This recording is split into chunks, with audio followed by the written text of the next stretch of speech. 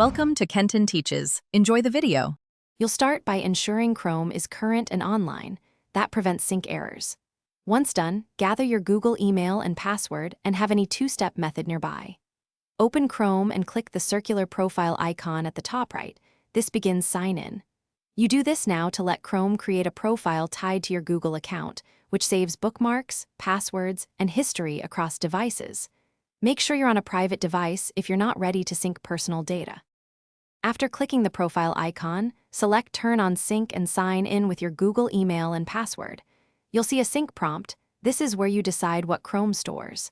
Make sure to review bookmarks, passwords, history, and extensions. Turn off any items you don't want synced. If you need separate settings, choose Customize Sync and toggle specific data. Doing this controls privacy and storage behavior. Once confirmed, Chrome begins uploading and applying your chosen data across devices tied to this account. Finish by verifying your profile avatar appears at the top right and that Chrome indicates sync is active. This confirms successful setup. Once done, visit Chrome//settings/people to inspect account details and sync status and make adjustments if needed.